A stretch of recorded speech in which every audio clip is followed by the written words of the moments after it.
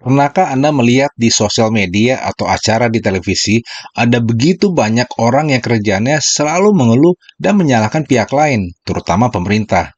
Seolah-olah seluruh permasalahan terjadi dalam kehidupan mereka atau keadaan di sekitar mereka, semua kondisi buruk yang terjadi, semuanya salah pemerintah, salah inilah, salah itulah. Intinya, orang atau kelompok masyarakat ini paling doyan sekali menghibur dirinya dengan mengeluh dan menyalahkan pihak lain, atau salahin keadaan ekonomi dan politik yang sedang terjadi. Sering nggak kalian melihat kebisingan ini di berbagai media sosial? Lalu ada juga orang yang berlaku sebaliknya. Orang-orang yang masa bodoh dengan masalah-masalah sosial yang terjadi. Karena mereka merasa bukan orang yang bisa berbuat apa-apa. Mereka hanya ingin menikmati rutinitas dan kenyamanan hidupnya sendiri. Bahkan ada juga orang yang kehidupan ekonominya sudah sangat terpuruk, mereka lebih memilih untuk bersikap pasrah dan menyerahkan hidupnya pada takdir. Dan yang terakhir, ada juga orang-orang yang memfokuskan hidupnya demi menghasilkan karya yang bisa menjadi solusi terhadap masalah-masalah sosial yang terjadi di sekitar mereka, bukan mencari kambing hitam. Orang-orang ini berani melawan arus dengan ciptain solusi yang mampu mentransformasi masyarakat agar masyarakat mampu menghadapi sistem yang menindas dirinya secara mandiri. Pernahkah Anda melihat tokoh-tokoh seperti ini di dunia atau di sekitar Anda? Jujur, gue sekarang memilih menghindar dari orang-orang toksik yang kerjaannya hanya bisa mengeluh, nyalain orang lain, atau nyalain keadaan. Apalagi sampai menunjukkan sikap yang membenci pihak yang disalahin. Orang-orang macam ini, menurut gue, hidup dengan mentalitas korban, yang selalu mencari kambing hitam atas keadaan yang terjadi untuk menghibur dirinya. Tapi mereka sendiri nggak mau dan nggak mampu berbuat sesuatu untuk ciptakan solusinya. Padahal untuk bangsa ini bisa maju, kita butuh orang-orang yang mau berkarya menghasilkan solusi atas masalah-masalah sosial yang dialami masyarakat tanpa bergantung pada siapapun, apalagi bergantung pada pemerintah dan para politikus. Bagi seorang transformator sejati, sosok seperti politikus dan pejabat pemerintah adalah orang paling terakhir yang bisa diandalkan untuk memperbaiki kondisi sosial dan ekonomi masyarakat. Jadi saran gue, jangan terlalu menggantungkan nasib Anda kepada mereka. Nah, di video kali ini, gue ingin jelasin mengapa ada orang-orang di masyarakat kita yang berperilaku seperti itu. Dan gue akan jelasin dengan memakai teori 3 level kesadaran manusia, menurut Paulo Freire. Beliau adalah seorang filsuf dan tokoh transformasi pendidikan dari Brasil. Freire membagi kesadaran manusia ke dalam 3 level ini, dari level kesadaran yang paling rendah sampai level kesadaran yang paling tinggi. Nah, level pertama adalah level kesadaran magis. Ini adalah tingkat kesadaran manusia yang terendah. Menurut Freire, orang atau masyarakat yang masih berada di level kesadaran magis, mereka terima kehidupannya sebagaimana apa adanya, sangat fatalistik. Dan jika mereka ditindas oleh orang-orang yang berkuasa, mereka melihat penindasan sebagai sebuah nasib atau takdir hidup.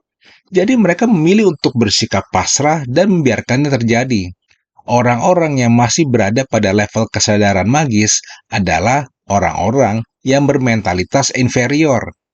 Sikap fatalistik dan inferior orang-orang di level kesadaran magis membuat mereka cenderung menggantungkan nasib hidupnya pada kekuatan supranatural yang bersifat magis dan mistis. Efek negatifnya adalah mereka nggak punya kendali atas kehidupannya sendiri. Lingkungan di sekitar mereka lah yang justru mengendalikan hidup mereka. Nah, sekarang kita masuk ke level 2, yakni adalah level kesadaran naif. Kesadaran naif berada pada satu tingkat di atas level kesadaran magis. Orang atau masyarakat yang memiliki kesadaran naif ketika berhadapan dengan sebuah kondisi penindasan, apakah itu penindasan secara ekonomi, sosial, maupun politik, mereka belum terlalu sadar untuk sampai pada kesimpulan bahwa kondisi yang menimpa mereka ini adalah akibat dari sebuah sistem dan struktur yang menindas. Cara berpikir orang-orang di level ini masih sangat sederhana dan tidak kritis. Orang-orang di level ini hanya tahu dan bisa merasakan bahwa ada beberapa kondisi sosial yang nggak wajar yang mereka alami dalam hidupnya. Mereka sadar bahwa mestinya hal ini nggak boleh terjadi, tapi mereka nggak tahu apa sumber penyebab utamanya. Mereka hanya tahu bagian kulitnya saja, tapi nggak tahu apa akar masalahnya. Mereka hanya tahu bahwa mereka adalah korban dari keadaan atau kekuatan yang berada di luar kendali mereka. Jadi, orang-orang di kesadaran naif ini pada dasarnya adalah orang-orang yang masih terbelenggu oleh mentalitas korban. Freire kemudian membagikan dua macam kategori orang di level kesadaran naif. Kategori pertama adalah orang yang bersikap apatis dan nggak mau melibatkan diri untuk mengatasi masalah sosial. Orang-orang di kategori ini hanya ingin menikmati rutinitas dan kenyamanan hidupnya sendiri. Mereka belum sampai pada tingkat kesadaran yang membuatnya berani untuk bersikap dan terlibat mengatasi masalah tersebut.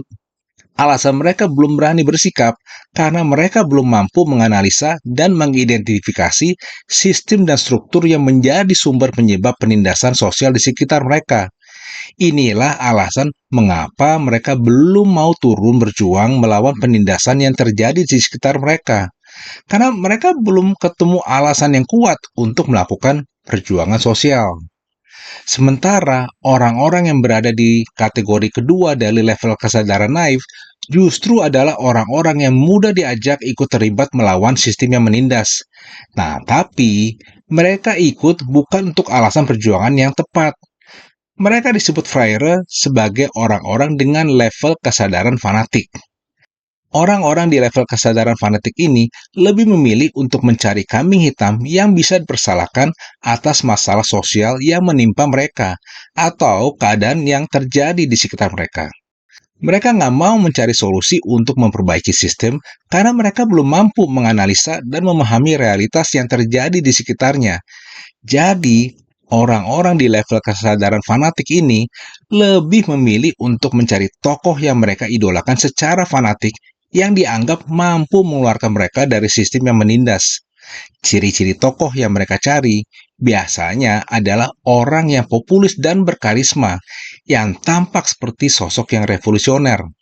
Kesannya ingin melakukan perubahan, tapi faktanya tokoh yang dianggap sebagai Ratu Adil ini hanya akan menjadi calon penindas baru menggantikan penindas yang lama ketika diberi kesempatan untuk berkuasa. Dan untuk mendukung sikap kefanatikannya, orang-orang di level kesadaran fanatik ini akan berusaha mencari masa sebanyak mungkin untuk mendukung tokoh yang mereka fanatikin, agar bisa duduk di puncak kekuasaan. Caranya bagaimana? Dengan melakukan propaganda yang manipulatif dan difokuskan pada karisma tokoh yang mereka usung sebagai tokoh perubahan. Padahal tokoh yang mereka kultuskan ini adalah calon penindas baru yang ketika nanti berkuasa akan membuat sistem penindasan versi terbaru menggantikan yang lama. Jadi, orang-orang yang suka bertarung mengangkat kejagoan tokohnya itu biasanya masih berada di level kesadaran fanatik. Mereka menganggap kalau tokohnya berhasil duduk di puncak kekuasaan, masalah akan beres. Bahayanya, orang fanatik adalah orang yang sangat mudah dieksploitasi dan dimanipulasi oleh calon-calon penindas baru yang berkedok sebagai figur populis dan pro-perubahan, termasuk melakukan kekerasan terhadap orang-orang yang dianggap berseberangan dengan dirinya. Nah, siapakah orang-orang yang biasanya dianggap berseberangan oleh calon penindas baru ini? Mereka adalah anggota masyarakat yang sudah berada di level kesadaran kritis. Nah, sekarang kita bahas orang yang berada di level ketiga ini, yakni level kesadaran kritis. Berbeda dengan orang-orang yang berada pada level kesadaran fanatik yang fokusnya hanya ingin ganti pemimpin. Orang-orang yang berada pada level kesadaran kritis justru memilih fokus pada pergantian sistem dan struktur sosial sebagai solusi untuk mengeluarkan masyarakat dari sistem yang menindas. Orang yang berada pada level kesadaran kritis melihat masalah dengan menyelidiki dan mempertanyakannya. Mereka sadar sekali bahwa penindasan terjadi itu karena ada sistem dan struktur yang menindas. Dunia sosial ditentukan oleh sistem dan strukturnya. Nah, hanya orang-orang yang berada di level kesadaran kritis sajalah yang tahu tentang fakta ini. Mereka sadar betul jika fokusnya hanya mengganti orang saja, ini nggak akan mengubah apa-apa. Orang yang berada pada level kesadaran kritis lebih memilih untuk berjuang secara mandiri, menciptakan solusi-solusi alternatif untuk mengatasi sebuah problem sosial tanpa terlalu bergantung pada pemerintah maupun elit-elit politik. Mereka adalah orang-orang yang mampu melihat bahwa struktur dan sistem sosial yang berlaku di masyarakat, baik itu yang bermanfaat maupun yang menciptakan masalah dalam keadaan bermasyarakat, itu sangat dipengaruhi oleh worldview maupun ideologi tertentu. Kesadaran inilah yang paling dibutuhkan untuk bisa membuat sebuah transformasi sosial.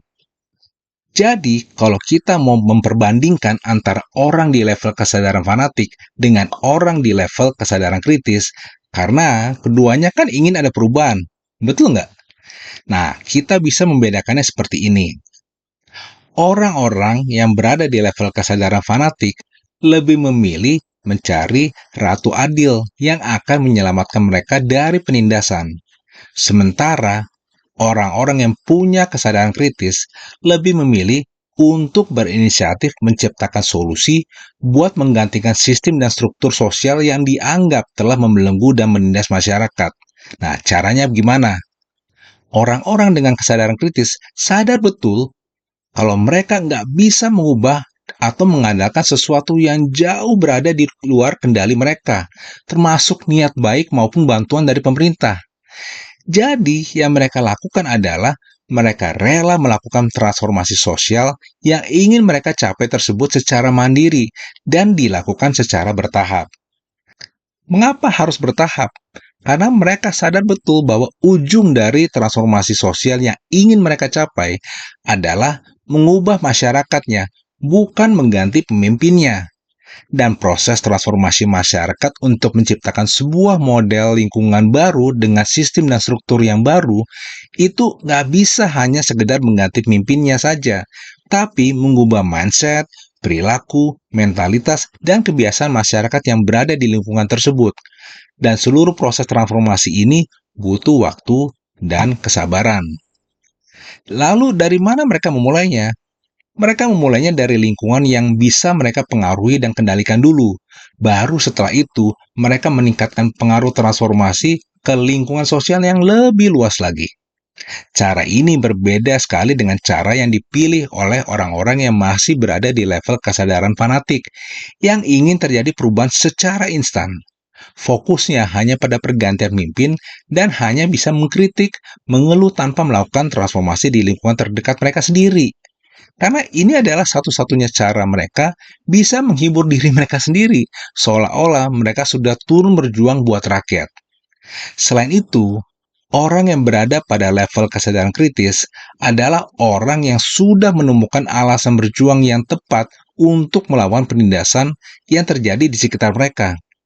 Menurut Freire, orang yang berada di level kesadaran kritis adalah orang yang memiliki sense of identity, yakni sadar tentang siapa dirinya, apa peranannya di dunia, dan apa yang ingin ia perjuangkan dalam hidup di dunia ini. Inilah yang membuat orang-orang dengan kesadaran kritis memiliki sikap otonom yang kuat. Nah, apa yang dimaksud dengan sikap otonom? Sikap otonom adalah mampu bersikap dan bertindak teguh sesuai dengan nilai-nilai yang diyakininya secara konsisten. Nggak mudah dipengaruhi oleh opini maupun arahan orang lain, termasuk oleh atasannya. Orang-orang di level kesadaran kritis itu adalah orang-orang yang merdeka, nggak mudah dipengaruhi oleh orang lain atau diombang-ambing oleh situasi maupun terbawa arus permainan penguasa dan para elit politik. Tidak seperti orang-orang dengan kesadaran fanatik, yang mudah sekali tergiring oleh arus permainan elit politik dan mudah diprovokasi karena nggak punya sikap yang otonom. Jadi, teman-teman, inilah 3 level kesadaran manusia menurut Paulo Freire. Bangsa kita sudah terlalu banyak orang-orang yang terpapar oleh sikap fanatik, apakah itu fanatik pada tokoh, ideologi, maupun kelompok tertentu. Hanya orang-orang dengan mindset miskin dan menganut mentalitas korban sajalah yang mudah digiring pada kesadaran fanatik. Dan menurut gue, keadaan ini menjadi salah satu penghambat terbesar dalam kemajuan bangsa kita. Tugas kita adalah mengedukasi dan mengarahkan anggota masyarakat, terutama generasi penerus, untuk menaikkan tingkat kesadarannya ke level yang mampu berpikir kritis. Hanya orang-orang dengan kesadaran kritislah yang hidup dengan mindset kelimpahan dan menganut mentalitas orang yang merdeka. Ini penting untuk kita bisa mencapai visi Indonesia Emas di tahun 2045. Dan kunci utama untuk meningkatkan level kesadaran masyarakat kita adalah melalui pendidikan, terutama ilmu-ilmu sosial, logika, filsafat, literasi keuangan, ekonomi, psikologi, entrepreneurship, pemikiran kritis, dan ilmu tentang aturan uang yang berlaku di dunia saat ini. Seperti yang dikatakan oleh Paulo Freire, pendidikan tidak mengubah dunia. Pendidikan mengubah orang dan oranglah yang mengubah dunia. Pertanyaan untuk Anda sekarang, sudah di level kesadaran manakah Anda? Nah, coba Anda renungkan dan jawab dengan jujur. Oke teman-teman, semoga video ini bermanfaat. Jangan lupa tolong bantu gue klik tombol subscribe channel YouTube gue ini ya, supaya Anda dapat info video-video gue yang terbaru. Mari kita bangkit bersama, hidup merdeka, dimulai dari mindset yang merdeka.